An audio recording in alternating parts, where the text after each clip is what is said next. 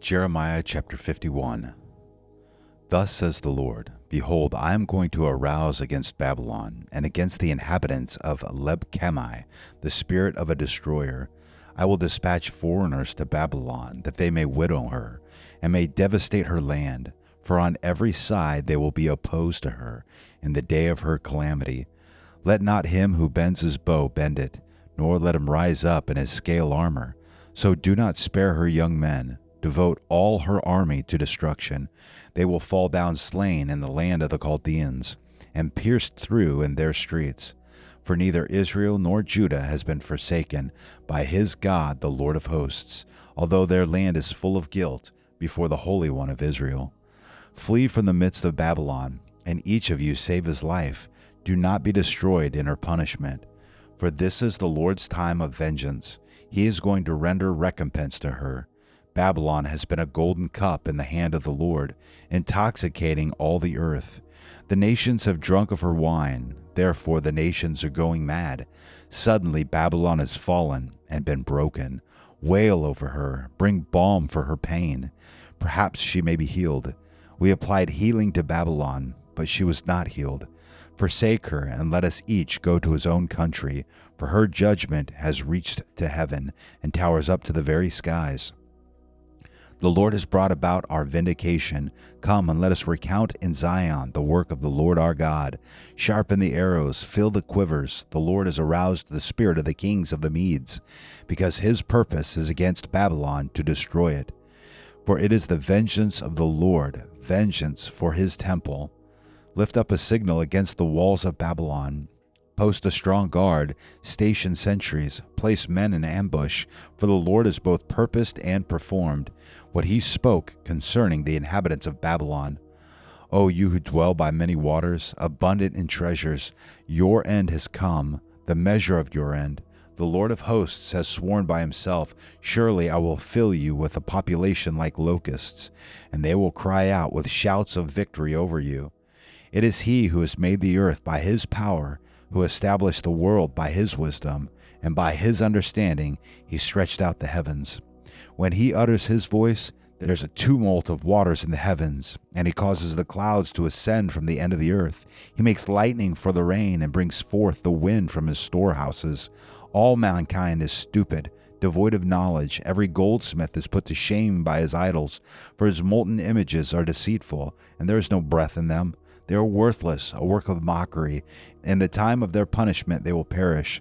The portion of Jacob is not like these, for the maker of all is he, and of the tribe of his inheritance. The Lord of hosts is his name. He says, You are my war club, my weapon of war. And with you I shatter nations, and with you I destroy kingdoms. With you I shatter the horse and his rider, and with you I shatter the chariot and its rider. And with you I shatter man and woman, and with you I shatter old man and youth. And with you I shatter young men and virgin. And with you I shatter the shepherd and his flock. And with you I shatter the farmer and his team. And with you I shatter governors and prefects. But I will repay Babylon and all the inhabitants of Chaldea for their evil that they have done in Zion before your eyes, declares the Lord. Behold, I am against you, O destroying mountain, who destroys the whole earth, declares the Lord. And I will stretch out my hand against you, and roll you down from the crags, and I will make you a burnt-out mountain. They will not take from you even a stone for a corner, nor a stone for foundations, but you will be desolate forever, declares the Lord. Lift up a signal in the land, blow a trumpet among the nations, consecrate the nations against her, summon against her the kingdoms of Ararat, Mene, and Ashkenaz. Appoint a marshal against her, bring up the horses like bristly locusts. Consecrate the nations against her, the kings of the Medes, their governors, and all their prefects, and every land of their dominion, so the land quakes and writhes. For the purposes of the Lord against Babylon stand, to make the land of Babylon a desolation without inhabitants. The mighty men of Babylon have ceased fighting. They stay in the strongholds. Their strength is exhausted. They are becoming like women. Their dwelling places are set on fire. The bars of her gates are broken. One courier runs to meet another, and one messenger to meet another, to tell the king of Babylon that his city has been captured from end to end. The fords also have been seized, and they have burned the marshes with fire, and the men of war are terrified. For thus says the Lord of hosts, the God of Israel, the daughter of Babylon is like a threshing floor. At the time it is stamped firm, yet in a little while the time of harvest will come for her. Nebuchadnezzar, king of Babylon, has devoured me and crushed me. He has set me down like an empty vessel. He has swallowed me like a monster. He has filled his stomach with my delicacies. He has washed me away. May the violence done to me and to my flesh be upon Babylon. The inhabitant of Zion will say, and my blood be upon the inhabitants of Chaldea, Jerusalem will say.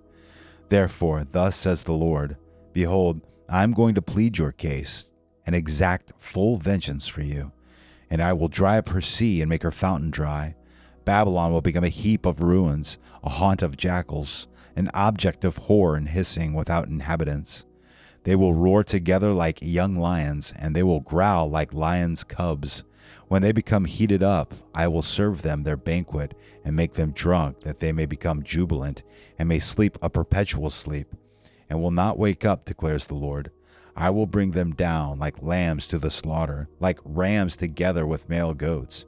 How Shishak has been captured, and the praise of the whole earth been seized. How Babylon has become an object of horror among the nations. The sea has come up over Babylon. She has been engulfed with its tumultuous waves. Her cities have become an object of horror, a parched land and a desert, a land in which no man lives, and through which no son of man passes. I will punish Bel in Babylon, and I will make what he has swallowed come out of his mouth, and the nations will no longer stream to him. Even the wall of Babylon is fallen down. Come forth from her midst, my people, and each of you save yourselves from the fierce anger of the Lord, now so that your heart does not grow faint, and you are not afraid at the report that will be heard in the land, for the report will come 1 year, and after that another report in another year, and violence will be in the land with ruler against ruler. Therefore, behold, days are coming when I will punish the idols of Babylon, and her whole land will be put to shame, and all her slain will fall in her midst. Then heaven and earth, and all that is in them, will shout for joy over Babylon. For the destroyers will come to her from the north, declares the Lord. Indeed, Babylon is to fall for the slain of Israel, as also for Babylon the slain of all the earth have fallen. You who have escaped the sword, depart, do not stay. Remember the Lord from afar, and let Jerusalem come to your mind. We are ashamed because we have heard reproach. Disgrace has covered our faces, for aliens have entered the holy places of the Lord's house. Therefore, behold, the days are coming, declares the Lord, when I will punish her idols, and the mortally wounded will groan throughout her land. Though Babylon should ascend to the heavens, and though she should fortify her lofty stronghold, from me destroyers will come for her, declares the Lord. The sound of an outcry from Babylon, and the great destruction from the land of the Chaldeans. For the Lord is going to destroy Babylon, and he will make her loud noise vanish from her. And their waves will roar like many waters, the tumult of their voices sounds forth. For the destroyer is coming against her, against Babylon, and her mighty men will be captured. Their bows are shattered, for the Lord is a God of recompense, he will fully repay. I will make her princes and her wise men drunk, her governors, her prefects, and her mighty men, that they may sleep a perpetual sleep, and not wake up, declares the King, whose name is the Lord of hosts. Thus says the Lord of hosts, the broad wall of Babylon will be completely razed, and her high gates will be set on fire, so the peoples will toil for nothing, and the nations become exhausted only for fire. The message which Jeremiah the prophet commanded Seraiah the son of Neriah, the grandson of Maaseiah, when he went with Zedekiah the king of Judah to Babylon in the 4th year of his reign. Now Seraiah was quartermaster. So Jeremiah wrote in a single scroll all the calamity which would come upon Babylon, that is, all these words which have been written concerning Babylon. Then Jeremiah said to Seraiah, as soon as you come to Babylon, then see that you read all these words aloud and say, You, O Lord, have promised concerning this place to cut it off. so that there will be nothing dwelling in it, whether man or beast, but it will be a perpetual desolation. And as soon as you finish reading this scroll, you will tie a stone to it and throw it into the middle of the Euphrates, and say, just so shall Babylon sink down and not rise again because of the calamity that I'm going to bring upon her, and they will become exhausted. Thus far are the words of Jeremiah. Jeremiah chapter 52. Zedekiah was 21 years old when he became king, and he reigned 11 years in Jerusalem. And his mother's name was Hamutal, the daughter of Jeremiah of Libnah. He did evil in the sight of the Lord, like all that Jehoiakim had done. For through the anger of the Lord this came about in Jerusalem and Judah, until he cast them out from his presence. And Zedekiah rebelled against the king of Babylon. Now it came about in the 9th year of his reign, on the 10th day of the 10th month, that Nebuchadnezzar king of Babylon came, he and all his army, against Jerusalem, camped against it, and built a siege wall all around it. So the city was under siege until the 11th year of King Zedekiah. On the 9th day of the 4th month, the famine was so severe in the city that there was no food for the people of the land. Then the city was broken into, and all the men of war fled and went forth from the city at night by way of the gate between the two walls which was by the king's garden, though the Chaldeans were all around the city. And they went by way of the Arabah, but the army of the Chaldeans pursued the king and overtook Zedekiah in the plains of Jericho, and all his army was scattered from him. Then they captured the king and brought him up to the king of Babylon at Riblah in the land of Hamath, and he passed sentence on him. The king of Babylon slaughtered the sons of Zedekiah before his eyes, and he also slaughtered all the princes of Judah in Riblah. Then he blinded the eyes of Zedekiah, and the king of Babylon bound him with bronze fetters and brought him to Babylon and put him in prison until the day of his death. Now on the 10th day of the 5th month, which was the 19th year of King Nebuchadnezzar, king of Babylon, Nebuzaradan, the captain of the bodyguard, who was in the service of the king of Babylon, came to Jerusalem. He burned the house of the Lord, the king's house, and all the houses of Jerusalem, even every large house he burned with fire. So all the army of the Chaldeans who were with the captain of the guard broke down all the walls around Jerusalem. Then Nebuzaradan, the captain of the guard, carried away into exile some of the poorest of the people. The rest of the people who were left in the city, the deserters who had deserted to the king of Babylon, and the rest of the artisans. But Nebuzaradan, the captain of the guard, left some of the poorest of the land to be vine dressers and plowmen. Now the bronze pillars which belonged to the house of the Lord, and the stands and the bronze sea which were in the house of the Lord, the Chaldeans broke in pieces, and carried all the bronze to Babylon. They also took away the pots, the shovels, the snuffers, the basins, the pans, and all the bronze vessels which were used in temple service. The captain of the guard also took away the bowls, the firepans, the basins, the pots, the lampstands, the pans, and the drink offering bowls, what was fine gold and what was fine silver.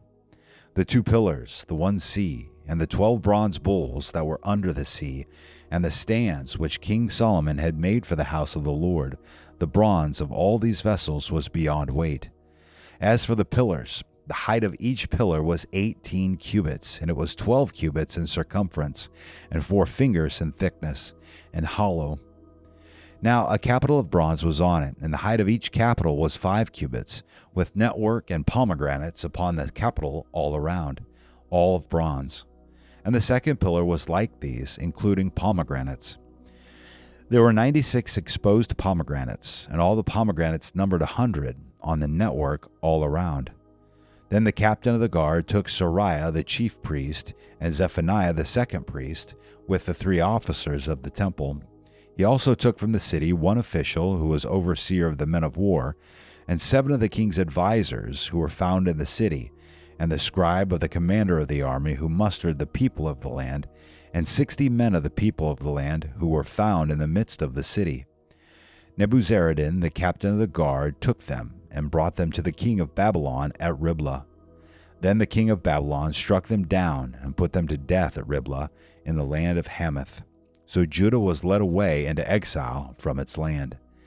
These are the people who Nebuchadnezzar carried away into exile in the 7th year, 3,023 Jews. In the 18th year of Nebuchadnezzar, 832 persons from Jerusalem. In the 23rd year of Nebuchadnezzar, Nebuzaradan, the captain of the guard, carried into exile 745 Jewish people. There were 4,600 persons in all.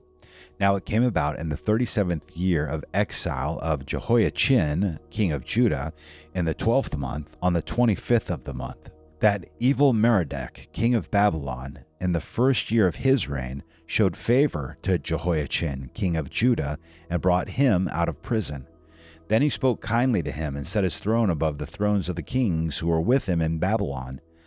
So Jehoiachin changed his prison clothes and had his meals in the king's presence regularly all the days of his life. For his allowance, a regular allowance was given him by the king of Babylon, a daily portion all the days of his life until the day of his death.